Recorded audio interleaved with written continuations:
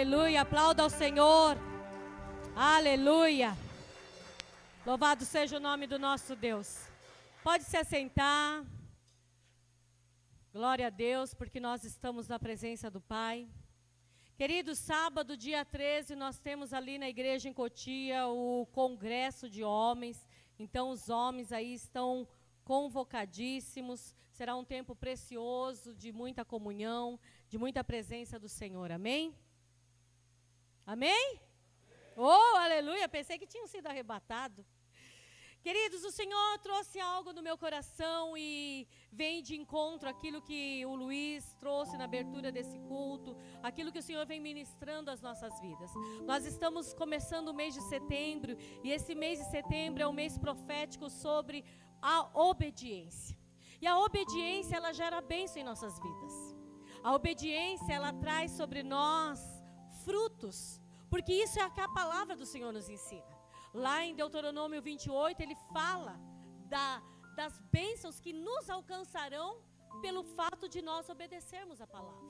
Paulo nos ensina a respeito da obediência. Jesus nos ensina a respeito da obediência. Se você for ler de Gênesis a Apocalipse, você vai ver que a obediência ela é uma chave para nós vivermos as promessas do Senhor. A salvação não é condicionada à obediência, mas as promessas do Senhor, sim. A salvação, ela foi conquistada na cruz pelo sangue de Jesus derramado. Só que a salvação também, ela vem em volta das promessas. Então, resumidamente, a obediência é a chave de todo negócio. Se não tem obediência, fica difícil. E o Senhor ministrou o meu coração. Ontem eu e o Márcio brincando, né? Saímos daqui tarde, fomos dormir tarde. Fui dormir, era quase 3 horas da manhã. E a gente conversando lá, de repente o Senhor falou assim no meu coração: o que você quer deixar para esse tempo? E é uma coisa que eu me pego sempre perguntando: qual é o legado que eu quero deixar? Já ministrei várias vezes a respeito disso. E é um assunto que a gente não pode deixar cair no esquecimento. Porque as nossas atitudes, as nossas decisões de hoje, o que nós estamos plantando hoje, como foi falado, é o que nós vamos colher. Talvez eu não venha colher, porque talvez amanhã o Senhor me leve. Mas os meus filhos vão colher, os meus netos vão colher, aqueles que estão ao meu redor vão colher. Então, qual é as minhas ações hoje para o futuro de amanhã, da minha geração ou daqueles que estão me observando? E o Senhor colocou algo no meu coração, constituindo o legado sobre esta geração. E eu quero convidar você a abrir a palavra do Senhor em Salmo 119, no versículo 97, que diz assim, ó: quanto amo a tua lei, e a minha meditação é minha meditação todo dia. Os teus mandamentos me fazem mais sábio do que os meus inimigos, porque aqueles eu os tenho sempre comigo. 119:99. Compreendo mais do que todos os meus mestres, porque medito nos teus testemunhos. Sou mais prudente que os idosos, porque guardo os teus preceitos. De todo mal desvio os meus pés, para observar a tua palavra. Não me aparto dos teus juízos, pois tu me ensinas. Quão doces são as tuas palavras ao meu paladar, mais do que o mel à minha boca. Por meio dos teus preceitos consigo entendimento. Por isso detesto todo o caminho da falsidade. Lâmpada para os meus pés é a tua palavra, e luz para os meus caminhos. Jurei e confirmarei o juramento de guardar todos os retos juízos. Estou aflitíssimo, vivifica-me, Senhor, segundo a tua palavra. Aceita, Senhor, a espontânea oferenda dos meus lábios e ensina-me os teus juízos. Estou de contínuo em perigo de vida, todavia não me esqueço da tua lei. Armam ciladas contra mim os ímpios, contudo, não me desvio dos teus preceitos. Os teus testemunhos recebi-os por legado perpétuo, porque me constitui prazer de coração. Induz o meu coração a guardar os teus decretos para sempre até o fim. Essa é a direção que o salmista traz para nós nessa manhã. De como é valioso e como é importante, como é de extrema necessidade nós guardarmos as palavras do Senhor nos nossos corações. Salmista, em salmo, ele vem nos trazendo essa importância, essa direção de nós termos a palavra do Senhor como um prumo, como um rema, como algo que vai sinalizar as nossas decisões, o nosso futuro, a nossa família, os nossos negócios, a nossa vida profissional, a nossa vida sentimental, a nossa vida emocional, enfim. A palavra do Senhor, ela é uma bússola para nós andarmos sobre essa terra. Quem entende que nós estamos peregrinando nessa terra? Nós estamos peregrinando, queridos. A palavra do Senhor fala que em 80, 90, com muitos 100 anos, nós vamos ficar por aqui. Então nós estamos aqui de passagem. E essa palavra, ela tem que ser aquela que vai nos ensinar e nos direcionar como nós vamos passar esses 100 anos que seja nessa terra. Para que esse tempo que nós passemos nessa terra não seja perdido, não seja em vão, não seja apenas cansaço e fadiga, como o Salomão fala lá em Eclesiastes. Para que nós não venhamos chegar nos nossos dias finais, olhar para a nossa história e ver que não passou de cansaço e fadiga. E ver que a nossa vida se resume a simplesmente a um montante de lembranças e memórias que não acrescentam nada, nem para nós e nem para aqueles que estão ao nosso redor. E é por isso que eu e você precisamos atentar com diligência a respeito dessa palavra. Nós precisamos trazer ela como uma verdade única sobre as nossas vidas. Nós precisamos trazer a palavra do Senhor como uma verdade única sobre a nossa caminhada aqui nessa terra, sobre a nossa história. E eu e você, queridos, só vamos conseguir construir um legado, construir uma história que realmente edifica aqueles que nos observam, edifica a nossa casa, constitui em nós uma autoridade de legado mesmo, se nós andarmos segundo esta palavra. Paulo, ele fala que nós não devemos ser apenas observadores da palavra. Nós não devemos ser apenas ouvintes da palavra. Nós não podemos ser somente admiradores da palavra. Nós temos que ser praticantes da palavra.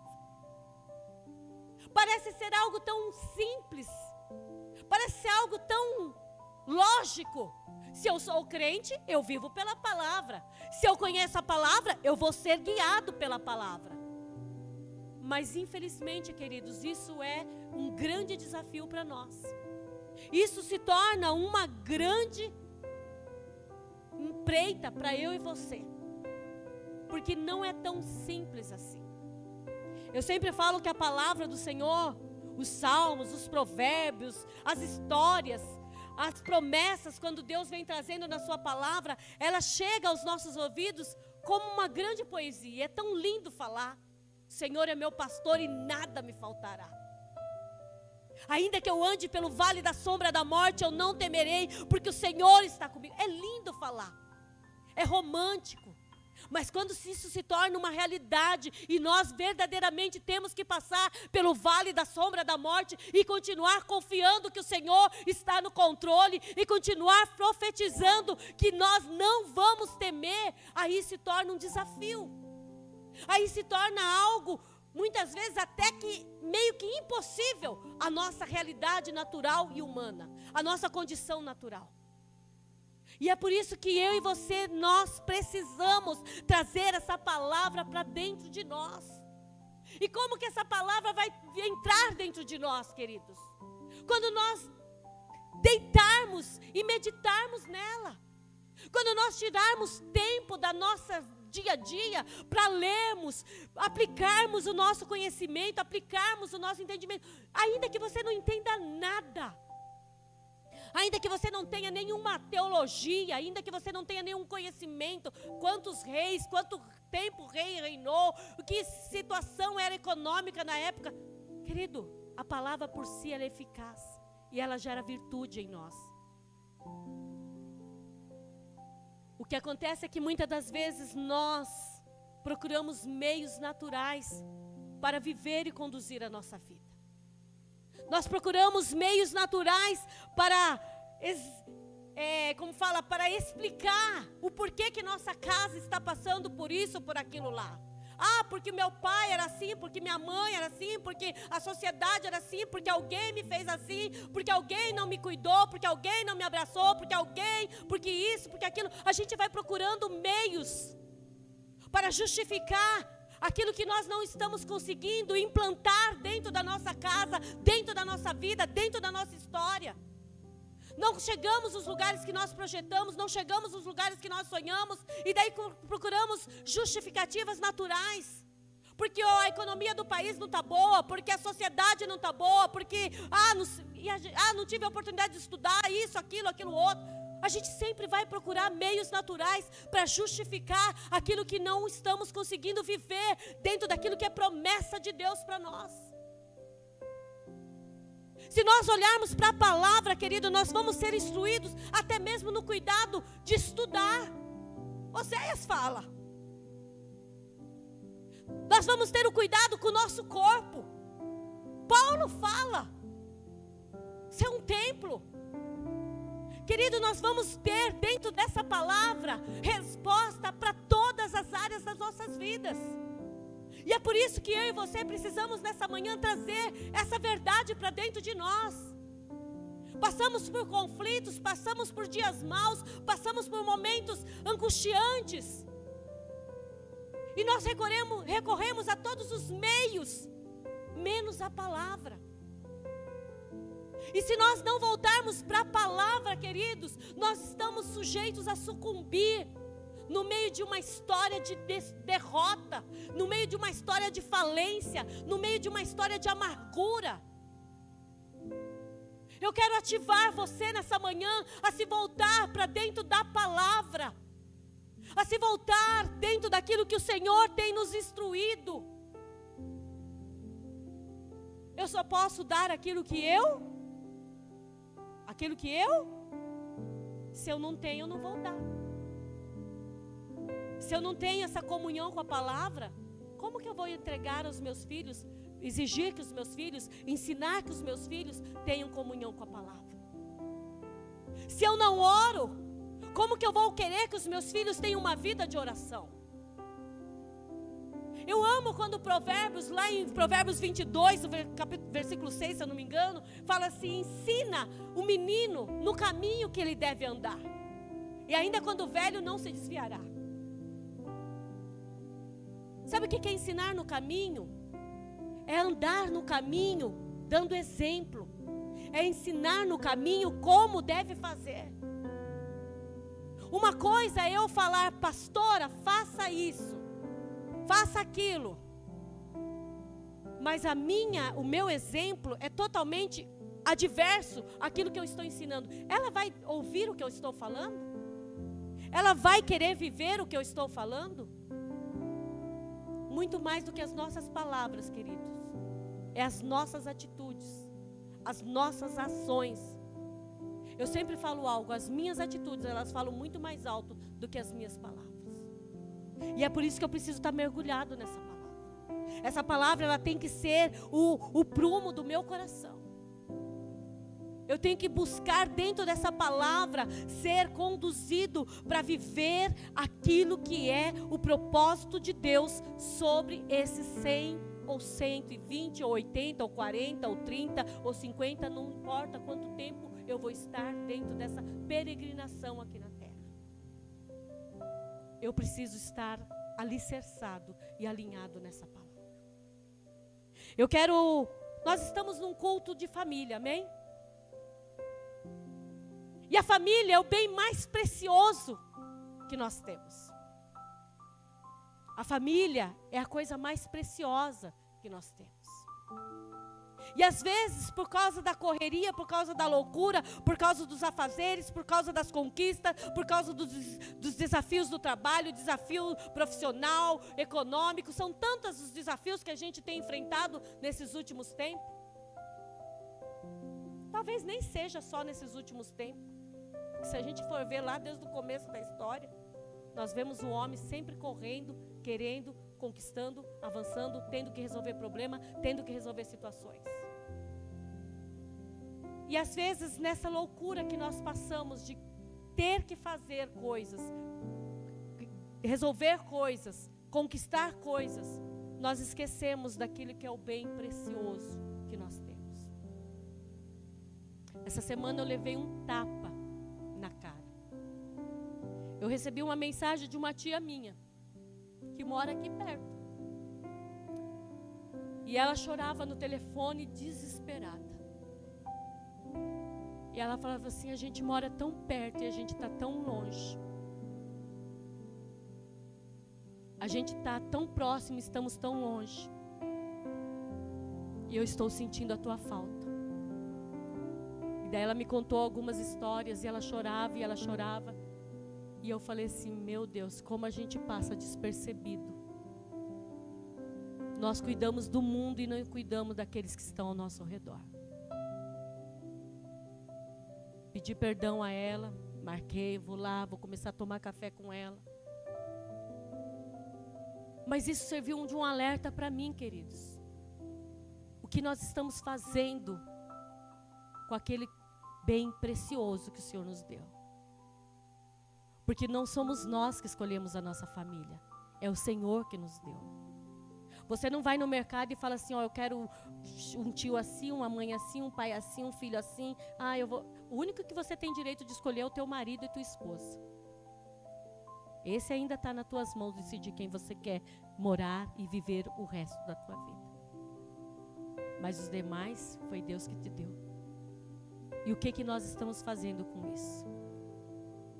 De que forma que nós estamos cuidando desse precioso presente de Deus? Não estou falando para você largar tudo e agora vou dedicar a minha vida só na família. Não, porque o princípio para você cuidar da tua família é aqui. Ó. A base para você ensinar os teus filhos é aqui. O alicerce para você edificar a tua casa é aqui. Se você não tiver esse alicerce, querido, você está propício a dar errado. A ter uma família disfuncional, a ter uma família desconstruída. E eu quero falar de duas pessoas específicas, a qual o Senhor trouxe no meu coração.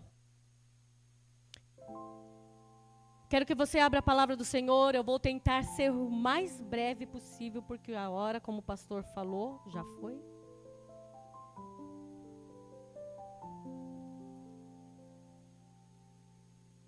Deixa eu ver se aqui...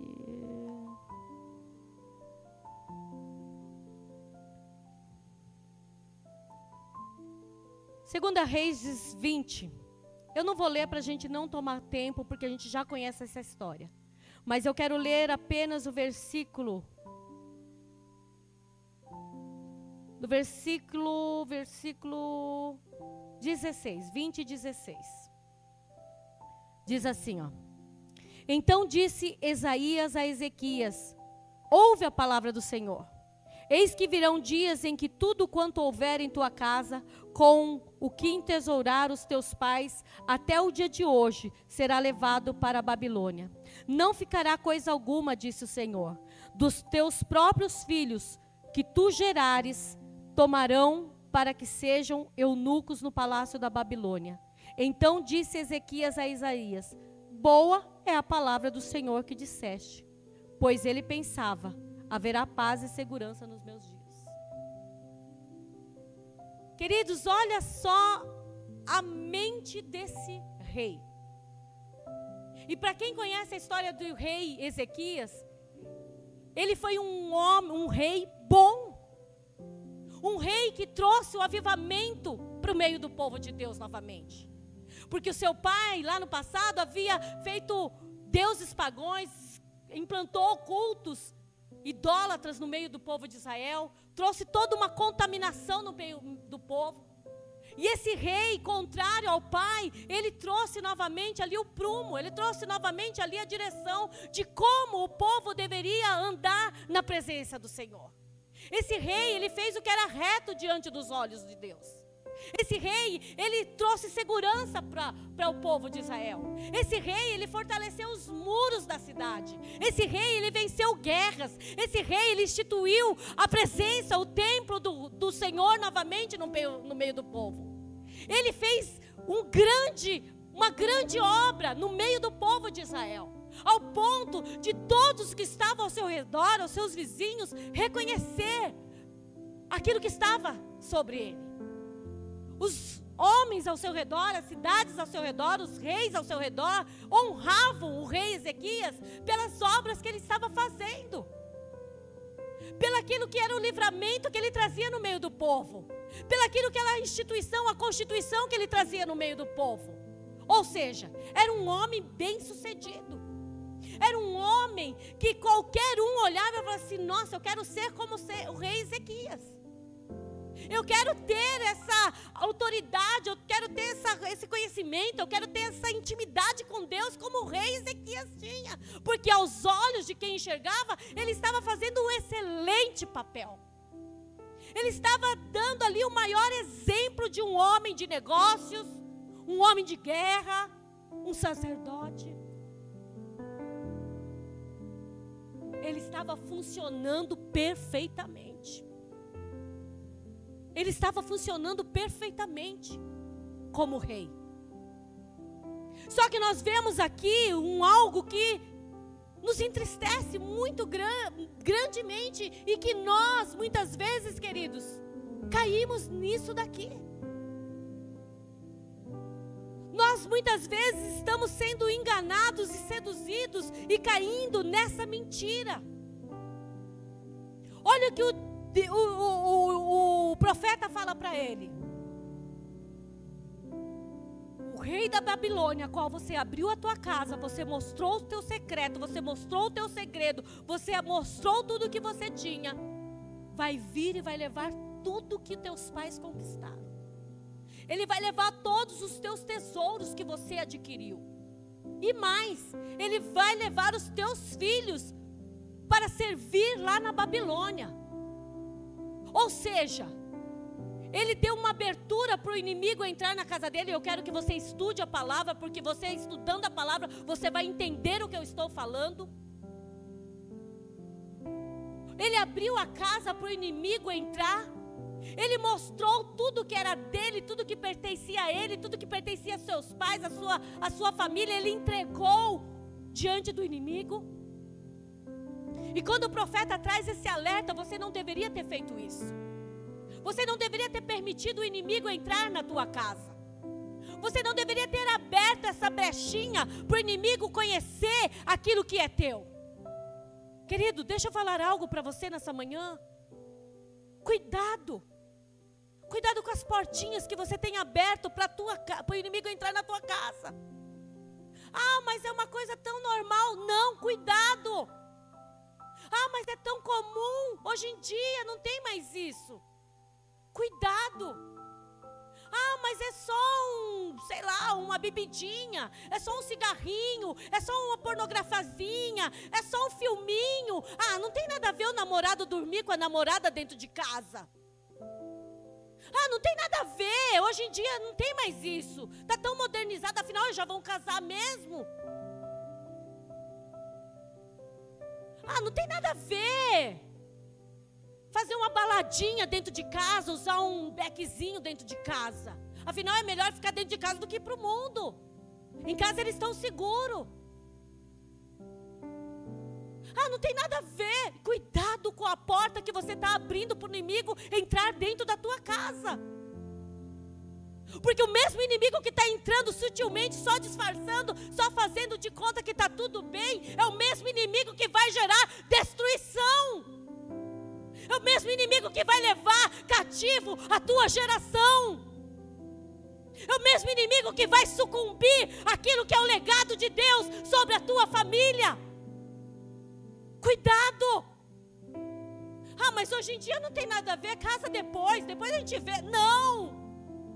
Volta teus olhos para a palavra, querido. Volta os teus olhos para aquilo que é a direção da palavra. Não entrega a tua família na mão do teu adversário. Sacerdotes, vocês são os guerreiros, aqueles que protegem. Como que você vai proteger? Se mostrando forte, gritando, falando alto, falando grosso? Não! Se colocando diante do Senhor. Senhor, está aqui a minha casa. Senhor, tenha misericórdia dos meus filhos. Senhor, olha para a minha geração. Senhor, eu me coloco na brecha e eu clamo pela vida da minha família. Querido, nós temos um exemplo. Ainda que os filhos pecavam, ainda que os filhos erravam, Jó, ele não deixava de chegar diante do Senhor e apresentar o seu sacrifício por causa do pecado dos filhos. Tudo bem, não vai isentar a consequência na vida deles. Porque lembra, o que eu semeio, certamente eu vou colher. Pedro, se eu não me engano, ele fala de Deus não zomba, com Deus não se brinca. É eles e Deus, mas quanto a mim como mulher, quanto a mim como esposa, quanto a mim como mãe, eu não cesso de clamar pela misericórdia do Senhor sobre a minha família. Eu não cesso de clamar diante do Senhor pelaquilo que são as promessas de Deus sobre a minha família. Eu não abro mão. Eu não vou ver o inimigo pegando os meus filhos, levando sutilmente para um lugar de isolamento, de destruição e de morte, e ficar observando e achar que está tudo normal. Queridos, fica atento no que está acontecendo dentro do teu lar. Colossenses, Paulo, ele fala assim da importância de nós administrarmos a nossa casa, de nós cuidarmos da nossa família. Ele vem trazendo direção para as mulheres ser submissas aos vossos maridos. Ele vem trazendo direção aos homens a amar as vossas esposas. Ele vem trazendo direção aos filhos a obedecer os vossos pais. Ele vem trazendo direção aos pais a não irritar os vossos filhos. Será que está por acaso na Bíblia? Não, é para que eu e você traga isso para o nosso coração, é para que eu e você impregne isso no nosso coração e ande dentro dessa palavra. Eu sou responsável pela minha geração, eu sou responsável pelos meus filhos, eu tenho responsabilidade espiritual com a minha casa, querido. Você tem responsabilidade espiritual com a tua casa. Ah, mas eu sou só um filho, meus pais não se converteram ainda, não conhecem. Você é responsável espiritualmente dentro da tua casa. Mas eles não me ouvem. Dobra o joelho, vai orar. Eu fui a primeira a se converter dentro da minha casa. Eu tinha 13 anos. Meu pai pedia um copo de água, sabe o que eu fazia? Eu ia lá, pegava o copo de água, antes de entregar na mão dele, Senhor, em nome de Jesus, eu consagro essa água, porque no momento que meu pai beber, ele vai ser ativado espiritualmente. Eu fazia qualquer coisa dentro da minha casa, Senhor, eu consagro esse alimento, eu consagro isso, porque a minha família vai ser achada por Ti, a minha família vai ser encontrada por Ti. Eu profetizo que no momento que eles comerem desse alimento que eu estou fazendo, eles vão ser curados, limpos, sarados. Você tem armas espirituais, usa as armas espirituais. O Senhor te dá estratégia. Lembra quando o profeta, alguém fala para ele, tem morte na panela? Talvez o inimigo tenha gerado morte na panela da tua família. Talvez o inimigo tenha lançado decretos de morte dentro da tua casa. Talvez o inimigo já tenha data específica para você se divorciar. Talvez o inimigo já tenha decretado para os demônios todos o dia ao qual o teu filho vai sucumbir lá na rua pelas drogas. E o que eu e você estamos fazendo? Nós precisamos levantar levantar essa palavra como uma bandeira sobre a nossa casa e declarar: inimigo, Satanás, demônio, cacaroto, seja lá o que for, você não tem mais poder sobre a minha geração, você não tem mais poder sobre a minha casa, você não tem mais autoridade de entrar dentro do meu lar. Por uma porta você até entrou, mas por 7 você vai fugir agora. Como assim, pastora? Estabelecendo princípios da palavra dentro do teu lar. Nós temos 5 filhos. 5 filhos. Nós nunca permitimos que eles ouvissem música do mundo dentro da nossa casa. O João, ele está aprendendo guitarra e o professor dele, por causa das notas que são mais elaboradas, ele ensina músicas. Eu falo assim: João, cuidado. Cuidado. Os nossos filhos nunca fizeram o que queriam dentro da nossa casa. Por mais que fizessem lá fora, a nossa casa é santa. Aqui não. Aqui não. Ah, você é uma mãe chata, um pai carrasco. Não, nós obedecemos a palavra.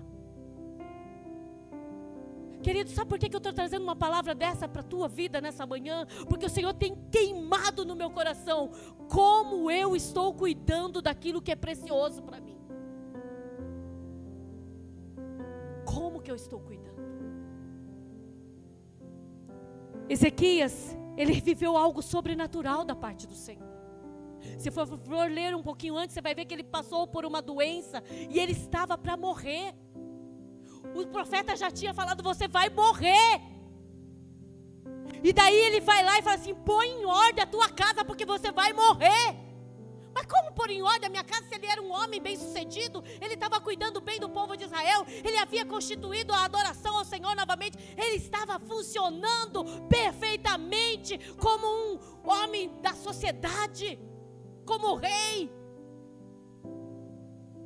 Às vezes a gente está funcionando muito bem para os outros, mas muito pouco para os nossos. Nós estamos funcionando muito bem para o outdoor do mundo, mas muito pouco para os nossos.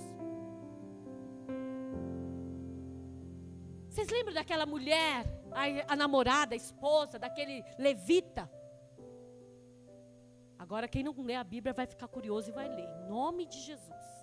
Juízes, não recordo o capítulo, mas o levita, quando não havia rei, ele começou a perambular pelos lugares. Quando não há disciplina, quando não há direção, a gente fica meio que vulnerável, fazendo o que quer, andando por onde quer, entrando aonde quer.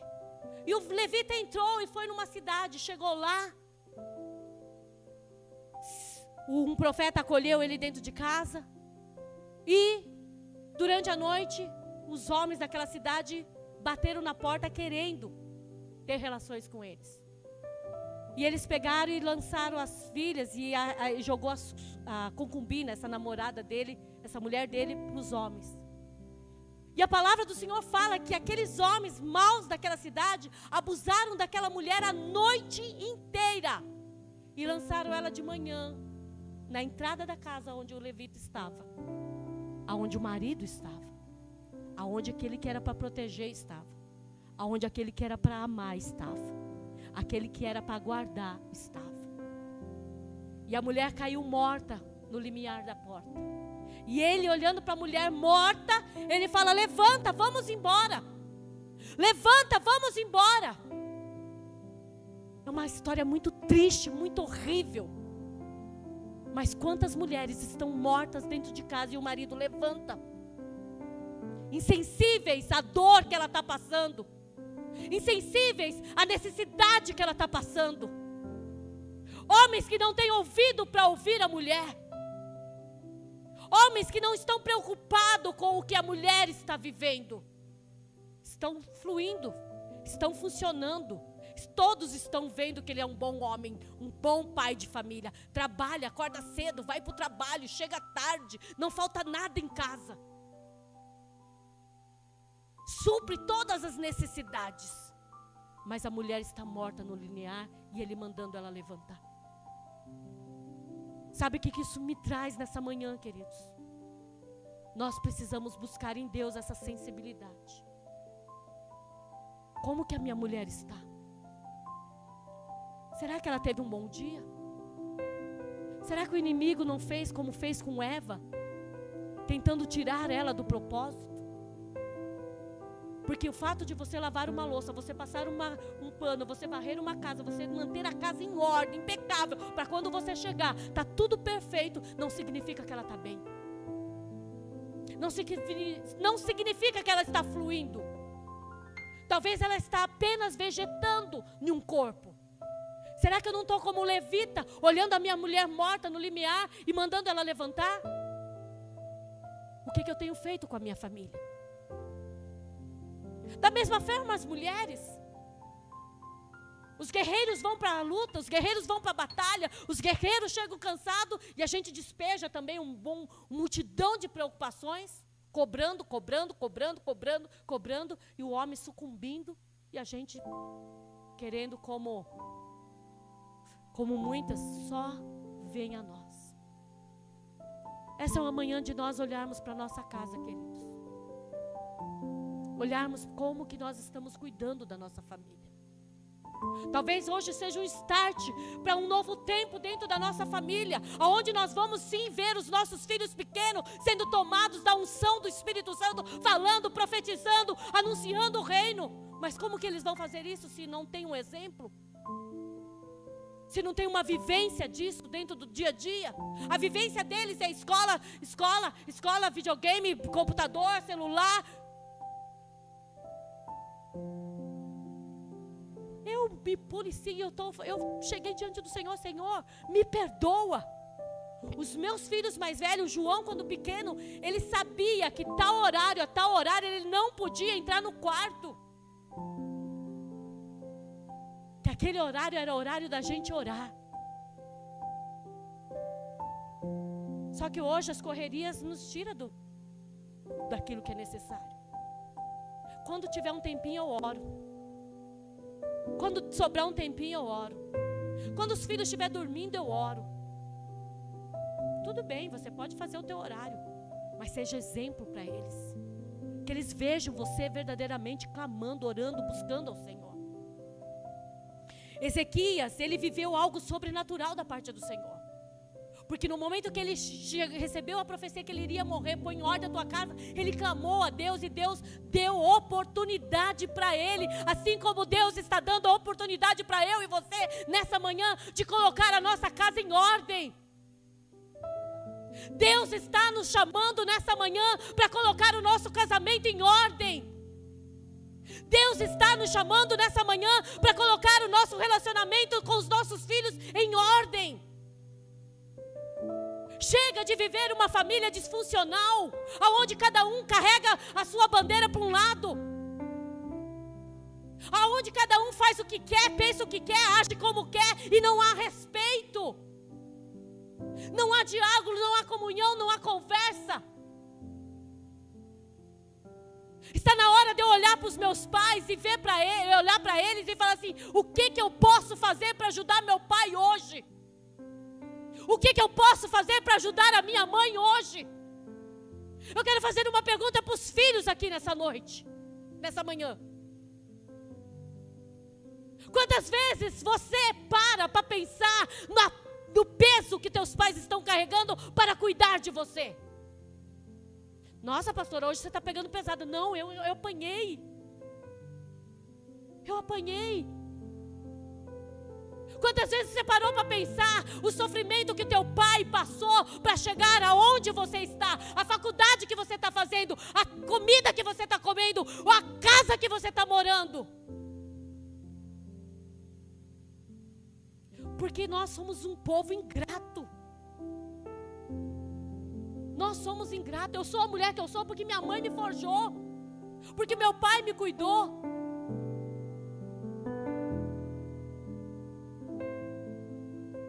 Queridos, nessa manhã é tempo de nós atentarmos como que nós estamos olhando para a nossa casa. Porque aqui é muito bom ser crente. Aqui é muito bom fluir no Espírito. Aqui é muito bom a gente falar em línguas. Aqui é muito bom a gente cantar. Aqui é muito bom a gente... Mas eu não posso ser como o rei Ezequias, só funcionar lá fora, só me preocupar lá fora. O que vão pensar de mim, o que vão querer de mim, o que eu posso fazer para alguém. A minha mulher está morrendo no limiar, e eu estou preocupado com o que vão pensar de mim lá fora. Os meus filhos estão sendo levados como eunucos para a Babilônia, e eu estou preocupado que haja paz nos meus dias. Porque essa visão de Ezequias, depois do sobrenatural que ele viveu com Deus, depois da oportunidade que Deus deu para ele. Ah, tudo bem, eles vão ser levados, não tem problema, o importante é que eu estou em paz. Qual é o preço que você está pagando pelo legado dos teus filhos? Qual é o preço que você está pagando? Porque Ezequias, ele falou assim, tudo bem, boa a tua palavra. Boa é a tua palavra. Ah, eles vão ser levados, vai ser levado. Ah, eles se resolvem. Ah, tudo bem, nós estamos passando por um momento difícil, mas lá na frente eles se resolvem, vai dar certo, tudo dá certo no final. Nem tudo dá certo no final. Nem tudo dá certo no final. Eu tenho responsabilidade. Eu não posso apenas funcionar para os olhos dos homens enxergar. Eu tenho que fazer. Eu tenho que exercer. Eu tenho que implantar. Nós vemos esse mesmo rei que fez toda essa reviravolta religiosa no meio do povo. Trouxe de novo o povo para a presença do Senhor. Sendo pai de um dos piores reis, Manassés. E esse filho nasceu nesse tempo que Deus deu de acrescentar. Porque o filho nasceu entre os 15 anos que Deus deu a oportunidade para ele pôr em ordem a sua casa. Deus mudou o decreto, não vai mais morrer. Mas a instituição, o princípio é o mesmo, continua colocando em ordem a tua casa.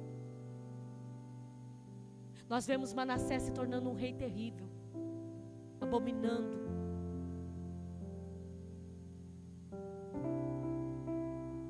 O reinado de Ezequias, nós podemos dizer que foi um sucesso. Mas a família de Ezequias não deu continuidade àquilo que era a direção de Deus. Qual é o preço que eu e você vamos pagar pela nossa família? Qual é o preço que nós vamos pagar para ver os nossos filhos dentro da vontade de Deus? Eu quero convidar você a ficar de pé nessa manhã. Talvez hoje não seja a palavra que você gostaria de ouvir, e talvez nem eu queria estar ministrando isso. Mas tem famílias morrendo dentro da igreja. Tem pessoas, casais com divórcios já pré-agendados. Tem filhos pensando em suicídio dentro da igreja. Tem adolescentes que não respeitam mais os seus pais, que não honram mais os seus pais, que não têm prazer de estar na presença dos seus pais dentro da igreja. Nós precisamos resgatar a nossa família, queridos. Um dado momento, o rei Davi saiu para a guerra, como Ezequias, fluindo, fazendo, acontecendo lá fora. Homem de guerra, vitorioso. Todos honravam, todos reconheciam. Bem-sucedido. Voltou vitorioso da guerra. Venceu a guerra. Estava voltando contente e feliz para sua casa, mas chegando dentro da casa, ele encontrou as casas queimadas.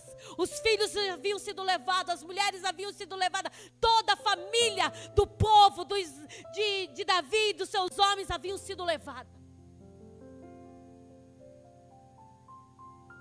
Será que vale a pena a gente ter sucesso lá fora e sucumbir à nossa casa?